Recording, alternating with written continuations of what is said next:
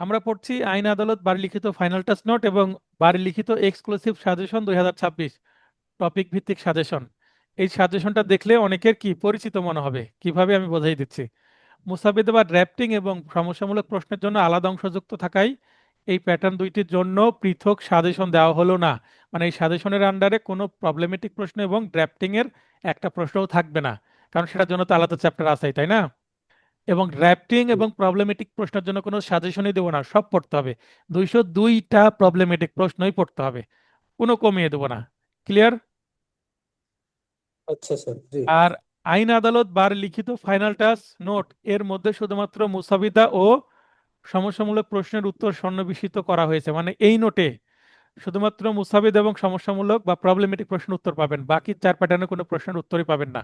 সেটার জন্য আচ্ছা, কি নিচে উল্লেখিত ফাইনাল টেস্ট নোট সমুদয় ইয়ে প্রশ্নের দেখলে উত্তর নিচে উল্লেখিত সমুদয় প্রশ্নের উত্তর আমার লিখা আইন আদালত লিখিত পূর্ণাঙ্গ নোট বা কমপ্লিট নোট এ সন্নিবেশিত হয়েছে বা রয়েছে। তাহলে আপনি হয় আমার ওই পূর্ণাঙ্গ বা কমপ্লিট নোট সংগ্রহ রাখেন অন্যগুলো পড়ার জন্য, অথবা বাজারের একটা গাইড সংগ্রহ করে পড়ে নেন।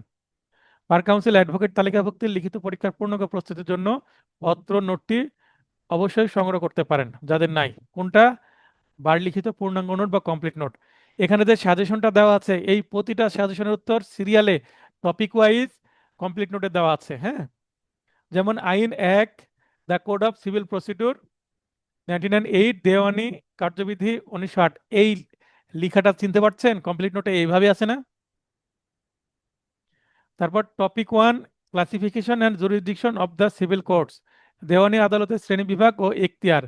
এই যে এখানে দেওয়ানি আদালতের শ্রেণী বিভাগ করুন, তারপরে দেওয়ানি আদালতের এখতিয়ার সমূহ আলোচনা করুন, দেওয়ানি প্রকৃতির মামলা বলতে কি বুঝেন, মামলার কারণ, কজ অফ অ্যাকশন কাকে বলে, দেওয়ানি মামলার ধাপসমূহ লিখুন। এই সবগুলোই কি আমার কমপ্লিট নোটে উত্তর দেওয়া আছে, আছে না ভাই? আচ্ছা, কামরুজ্জামান ভাই সম্ভব হলে লাইনে আসবেন, না হলে আপনার কোনো কাজ আছে মনে হয়। না স্যার, আমি তো আছি স্যার।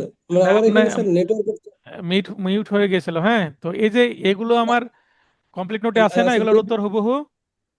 জি জি জি স্যার, দেওয়ানি আদালত আসলে শ্রেণী এই বিভাগ যা। সাজেশনটা এই সাজেশনটা আসলে কিছুই নয়।